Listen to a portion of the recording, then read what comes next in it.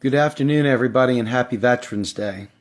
So, as part of this ongoing crusade I have and Real Progressive supports in terms of understanding economics, I realize that it's really important for me to go out, go beyond the headlines, go beyond what you see from the various political figures, and talk to you guys about the things that go on between the ears so that I could help you overcome the things that you're not terribly aware of, that you are not, you're not educated on, right? So I've tried my best to do it several ways. You've seen me rant. You've seen me get professorial. You've seen me take a whole host of different tacks. And I keep trying different ways to reach different people. But here's the problem. You want unity. We need unity. We actually do need unity. We need to grow our movement. We need to expand our horizons way beyond the bubble. Otherwise, we just end up being one of these noisy fringe groups. And we're not fringe. We're really not fringe. The problem is that the Democrat Party has moved so far to the right that old democratic principles look fringe now. They look crazy, right? There are some things that are different, though. And it's really important that we address them. The Democrats really, really believe that they're going to swoop in again in 4 years and save us from ourselves. I'm not joking. They really believe that they are, in fact, the stewards of the economy. Now, terrible but true fact. When the Republicans are in office, spending goes up. It does. I swear on my life. I don't know whether it's because we end up with a Democratic Congress that pushes for bills, or whether it's that the GOP is actually smarter than they let on. I don't know. I really don't. All I know is that when Republican presidents are in, spending goes up. And when Democratic presidents go in, spending drops dramatically. When Obama took over in 2008, he had what arguably has been the worst economic disaster in modern times to manage. And what Obama did, rightly or wrongly, was he went ahead and put his $1 trillion stimulus based on shovel-ready jobs. So that was the right thing to do in terms of spending money into the economy. The problem is that that was also simultaneously the time when the rise of the Tea Party started. The Tea Party itself came in there with a complete an agenda to bring it back to constitutional rule and to cut spending. They had the Norquist Pledge, which kept taxes low. No raising taxes, if you remember.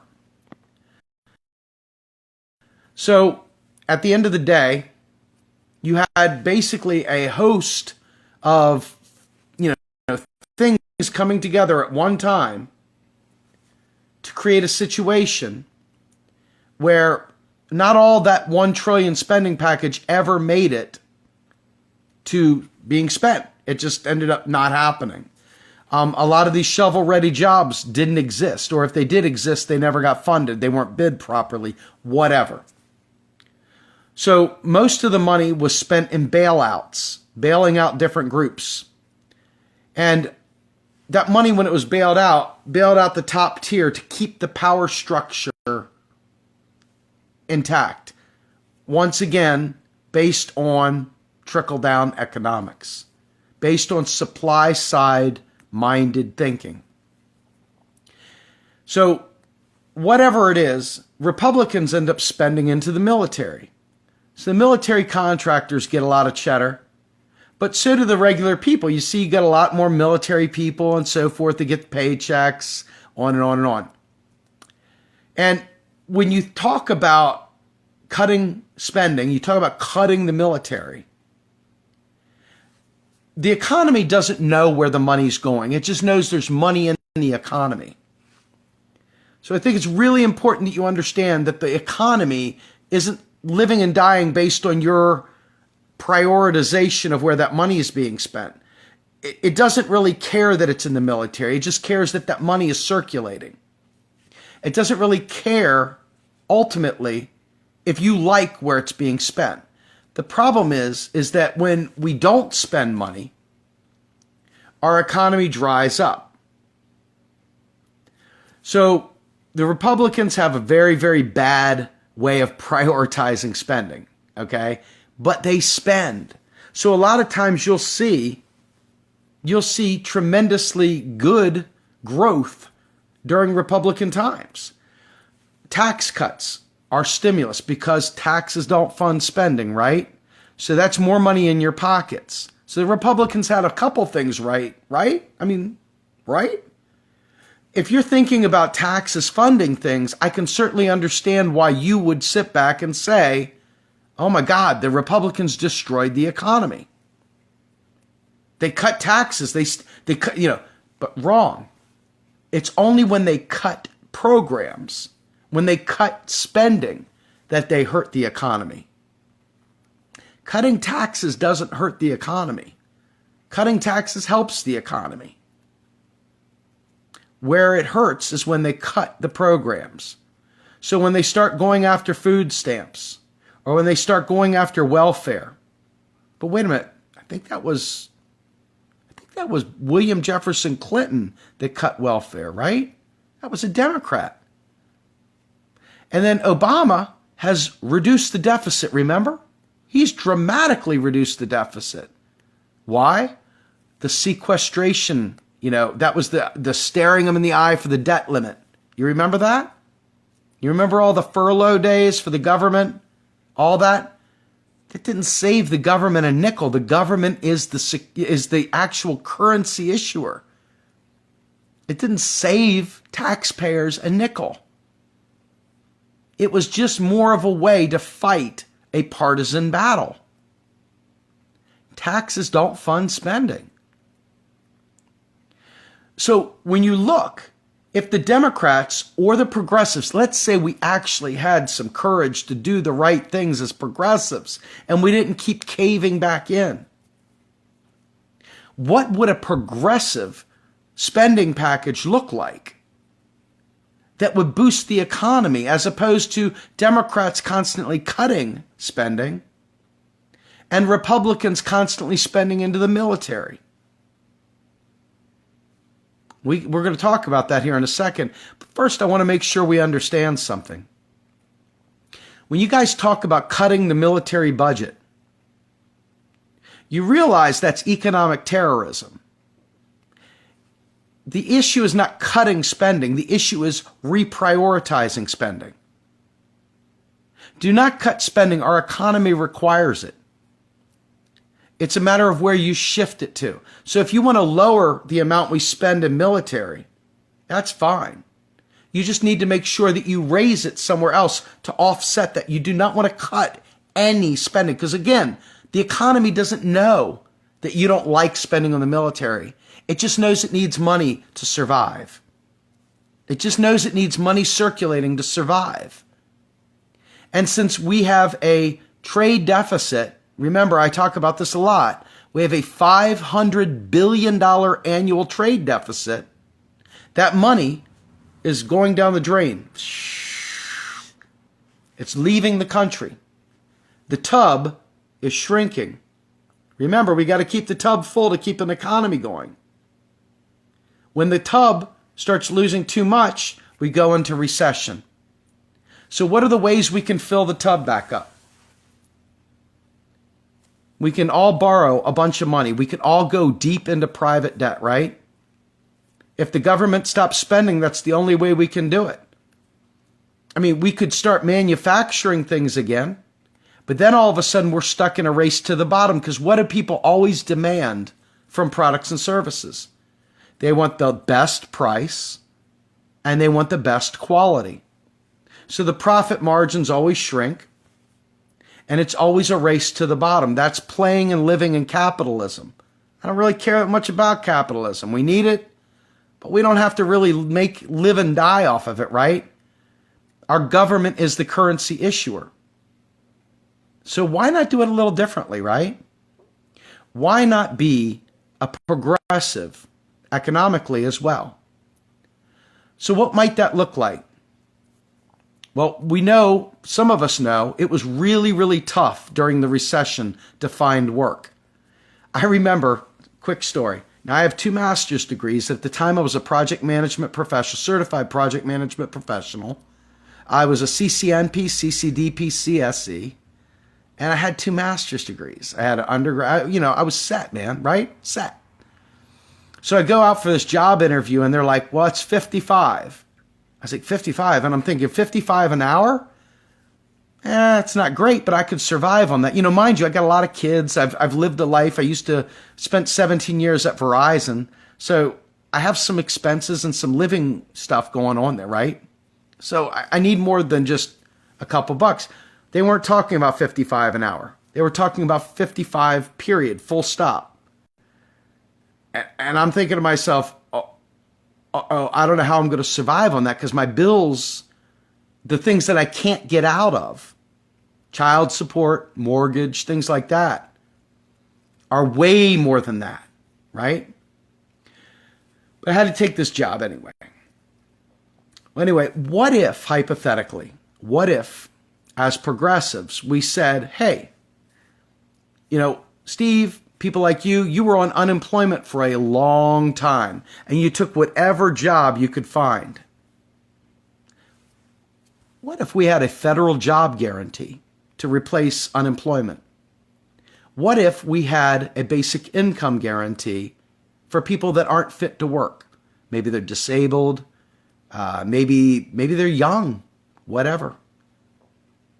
What's the reason why we couldn't have a federal job guarantee and a basic income guarantee? You think taxes fund spending? Is that why? Is that why? Did you think taxes funded spending? Yes, you did. I know you did. But they don't. So why couldn't we do that? It would keep our economy humming. And so Donald Trump right now is talking about an infrastructure bill. I have no idea the details of it. But as a progressive, I've long since been advocating that we need a massive jobs program based on infrastructure building. You've heard me talk about it before. I know you have. I talk about fixing bridges, underwater welding. That's a lot of cheddar right there. I don't know about you all. I'm not a blue collar guy, but let's just say I was. Underwater welding, that's a pretty sweet gig. It makes some big money. That's a nice blue collar living. You think those Trumpers are going to be happy when they get to do some underwater welding to fix some bridges? I'm guessing they will be. And so should progressives. So we need to make sure that the things we're angry about and the things we're fighting for are factual, not bullshit, not tribal. Tribalism kills. We need to make sure that the things that are good for us, that we don't fight against just because of partisan bullshit. I know this is not the evil, hateful message that people want you to do. Not my president hashtag. Well, he's not the guy I voted for, and I don't support him in that way. I'm a progressive. So for me, I'm thinking, how can I make this shiznat work for me, work for us? So, federal job guarantee and a basic income guarantee immediately solve for income inequality, immediately put a massive dent in poverty. I mean, instant fix to poverty. Now all of a sudden the economy is on steroids, right? Let's be fair. Now all of a sudden you got people able to afford doctor bills. Now all of a sudden you got people able to afford their electric bills. Now all of a sudden you got people able to maybe even get a car and be able to go to a job outside of walking distance. I don't know, maybe they can take mass transit so they can be greener in the way they approach their existence. Maybe instead of giving their kids grape drink, they can give them actual grape juice.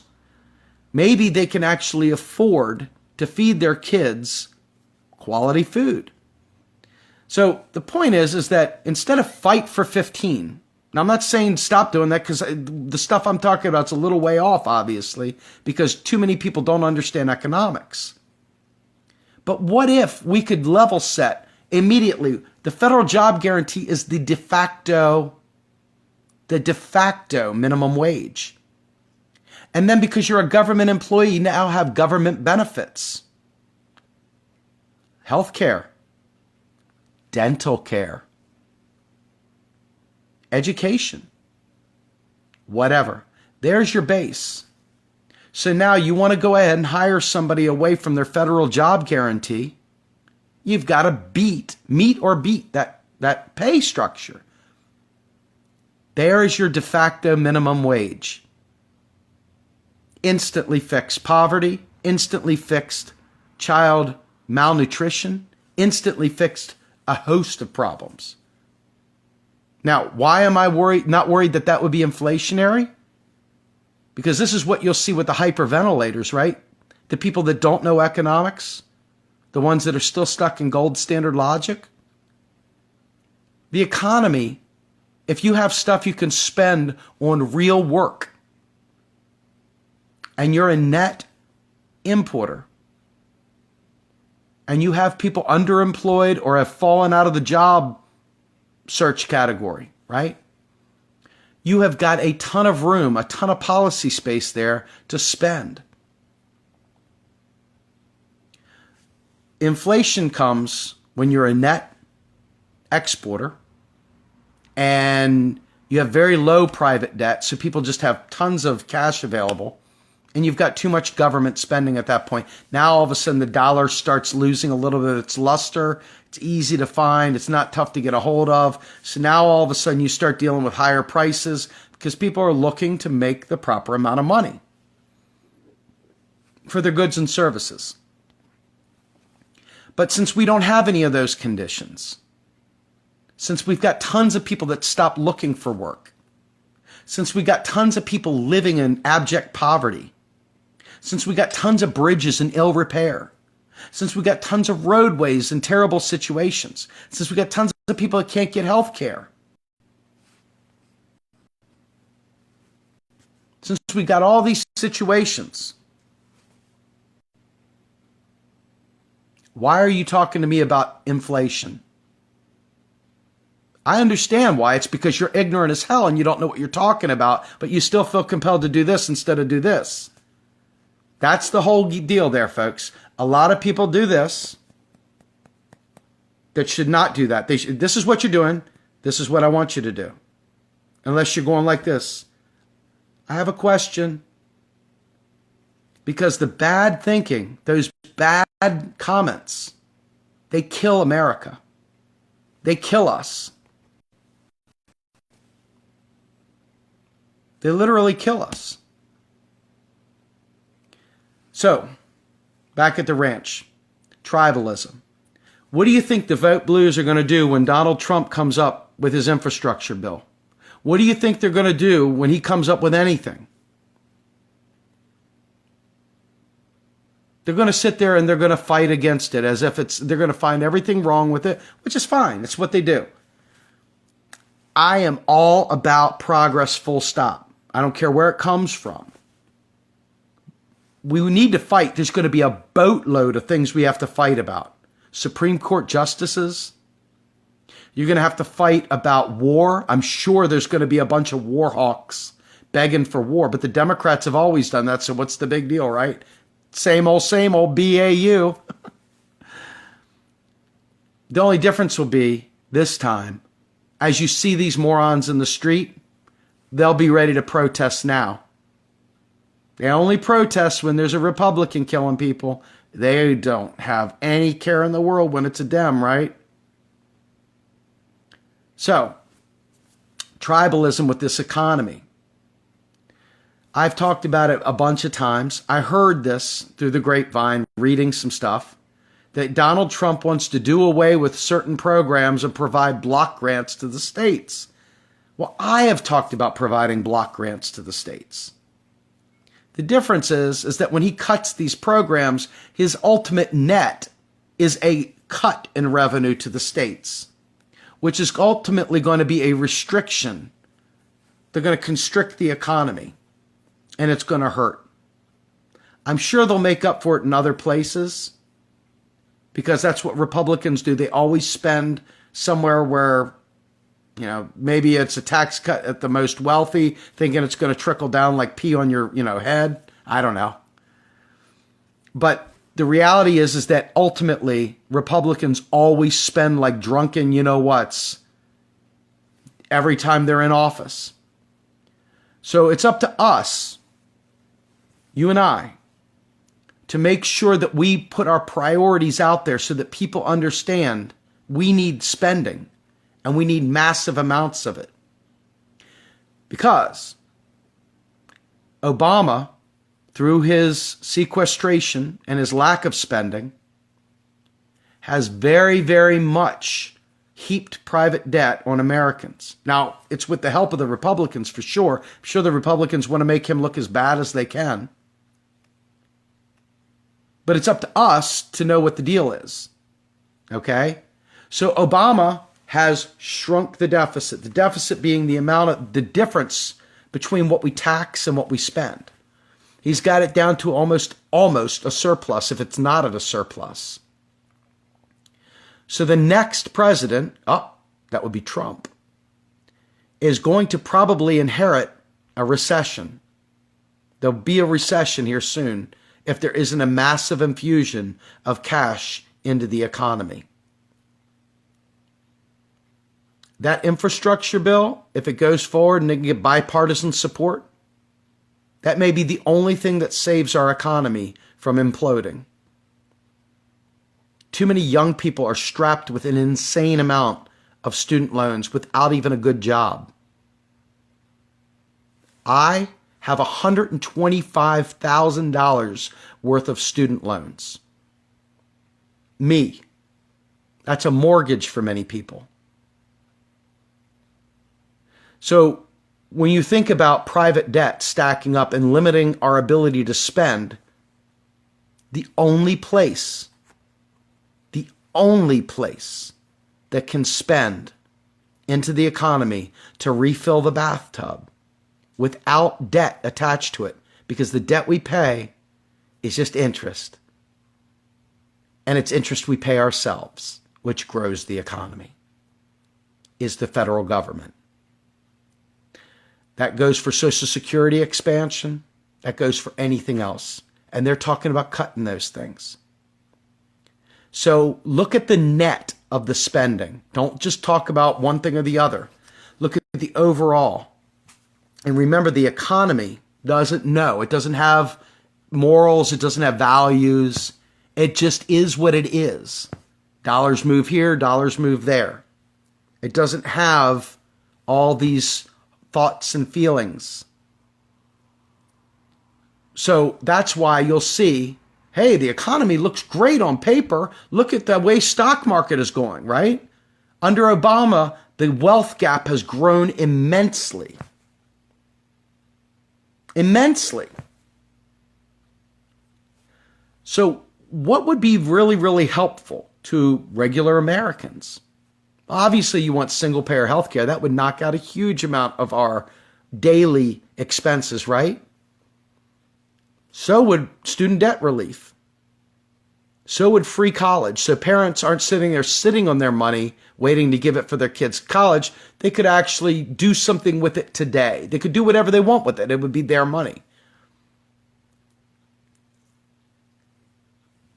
But in the end, what's probably going to happen is there's going to be a lot of people looking at debt and deficits, looking at the debt clock, listening to the Ayn Rand makers and takers kind of nonsense. And my hope is that you guys are learning enough and spreading the word enough that we can combat that. Because our own Democratic friends and our own Green Party friends and our own independent friends are still yickety-yakking about the gold standard. They're still yickety-yakking about the petrodollar. They're still yickety-yakking about the Federal Reserve. and they're still yickety-yakketing their way out the door for relevance. They're irrelevant when it comes to economic thinking.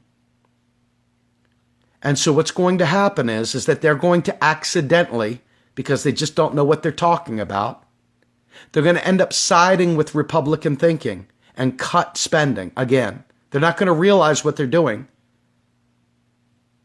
because they just say things. They just say things. They flap gums. And that's a damn shame, isn't it? When you see somebody talking about reducing the debt and the deficit, doesn't that like hurt you inside to know that they're ignorant and they're destroying our country? Doesn't that hurt? It hurts me. Every time I see somebody talking about the debt or deficit, or remember, Wilson signed the Federal Reserve Act of 1913 and gave away our monetary sovereignty. It breaks my heart when they're ignorant like that because, yes, the Federal Reserve was contracted to support our monetary policy. We pay interest, which expands our economy. We're still the issuer of the dollar, folks. We've just asked them to be the steward of monetary policy. Congress didn't give up fiscal policy. Congress still writes the bills that spend the money into existence.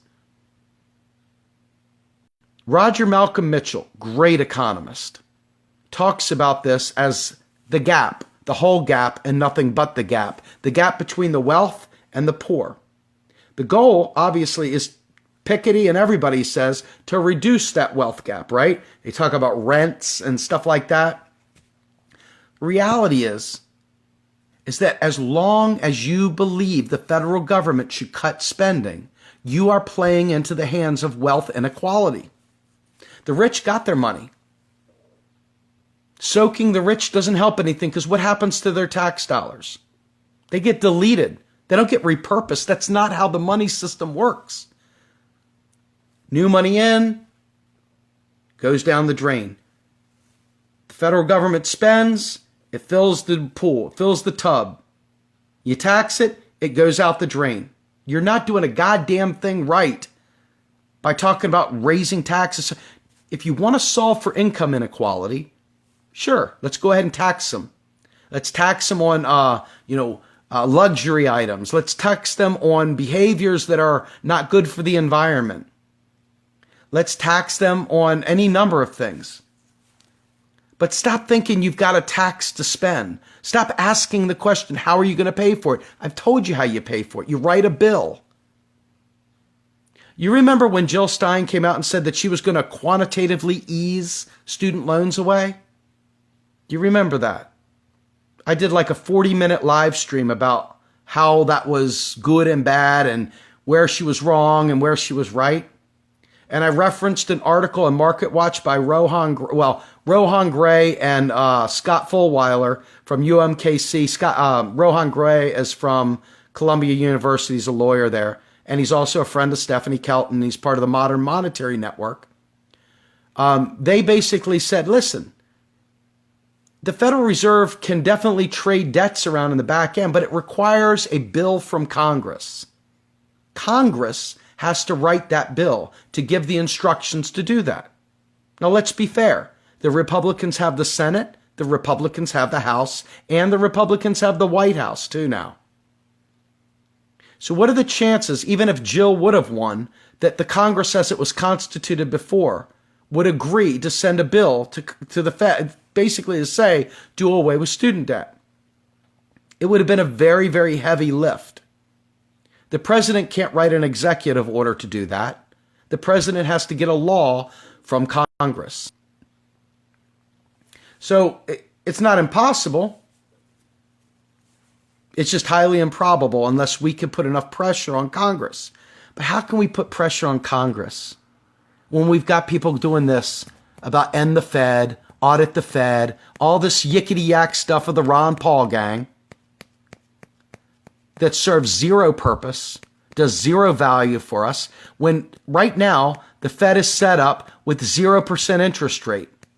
But this is what they're doing, and this is what they need to do.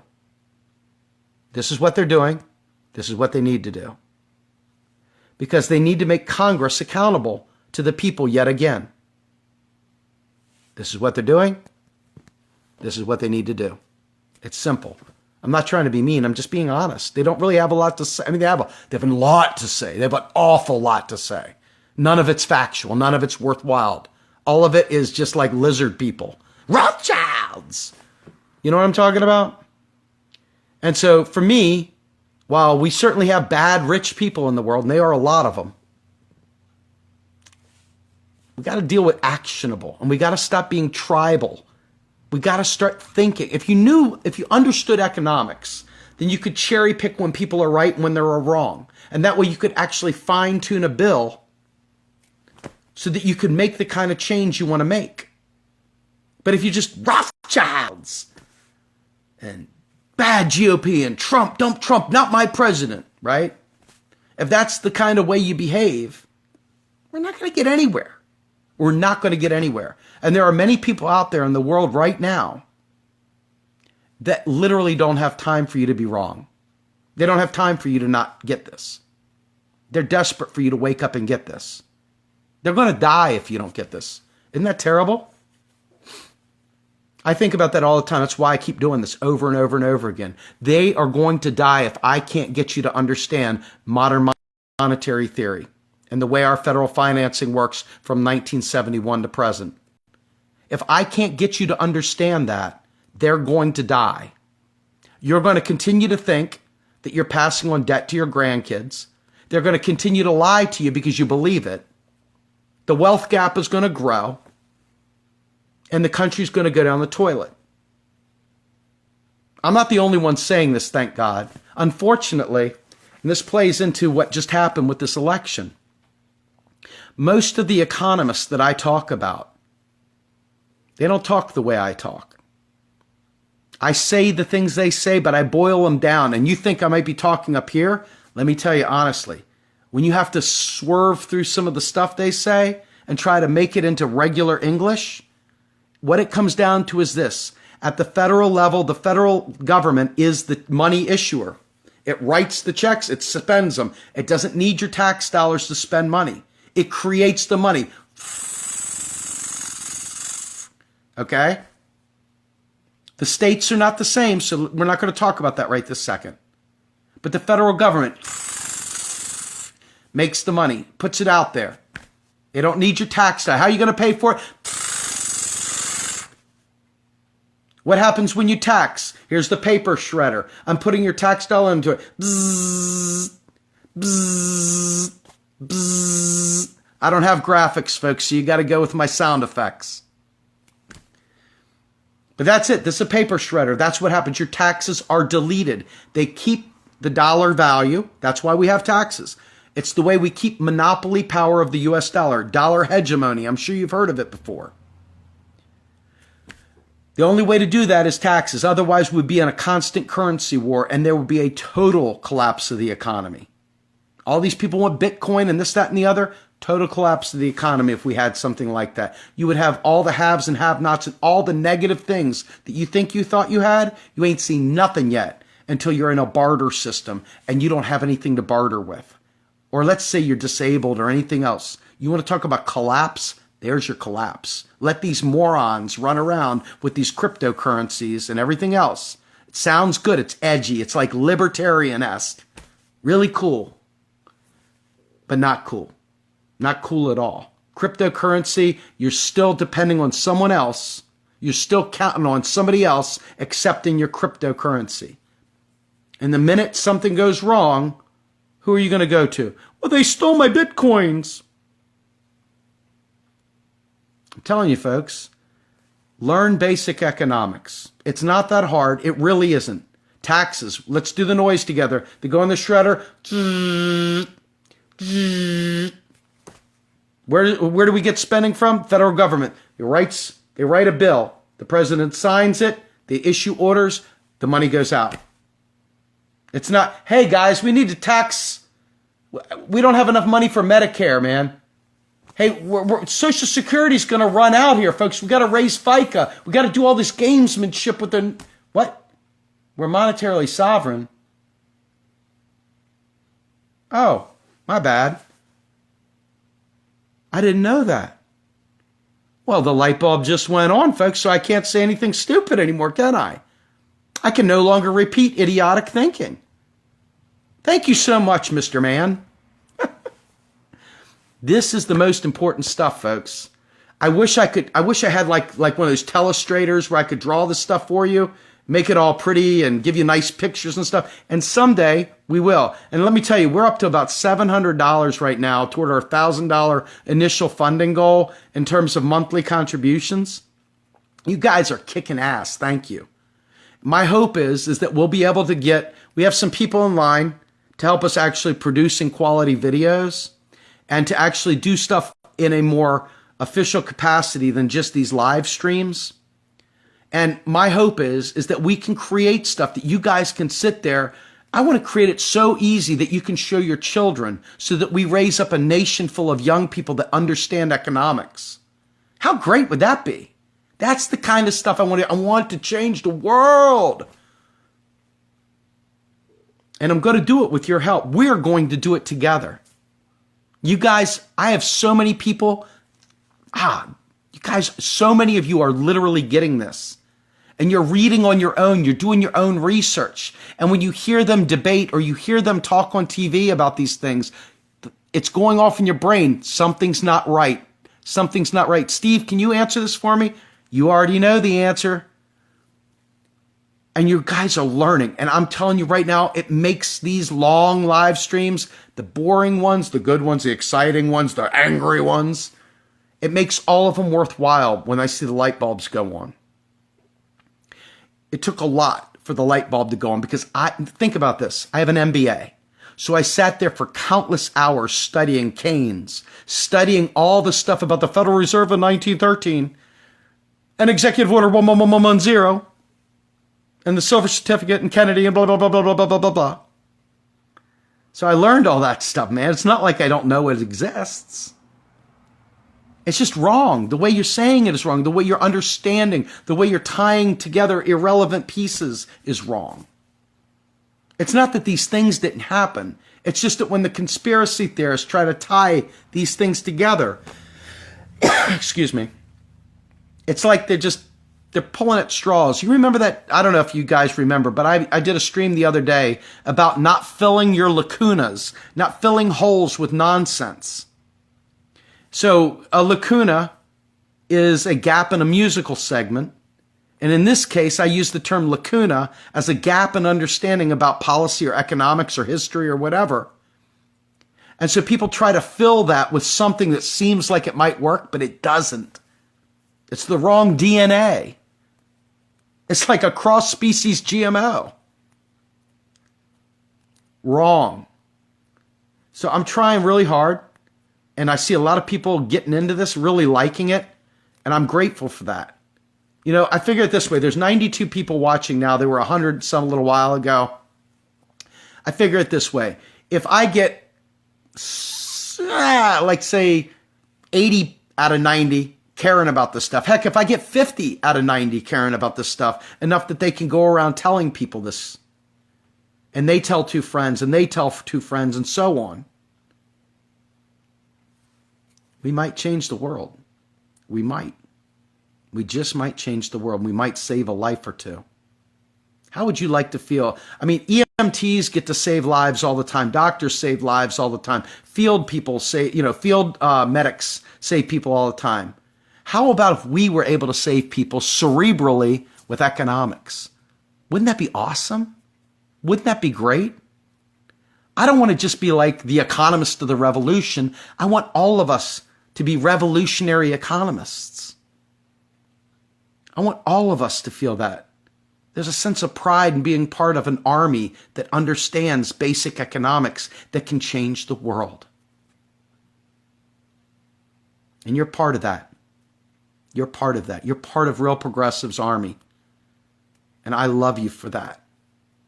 I really do. My kids will thank you too. I thank you. We need each other. It's not good enough for one person to know it. We need millions to know this stuff. And with your help, we can get there. With your help, we can get there. Anyway, sorry for this being a long live stream. I usually don't like to go this long, but I felt like this subject was worth taking the time to talk through so that you guys could then in turn Tell a friend, maybe two. With that, I'm Steve Grumbine. Not sure if I'm going to go on live tonight. I'm kind of burned out now.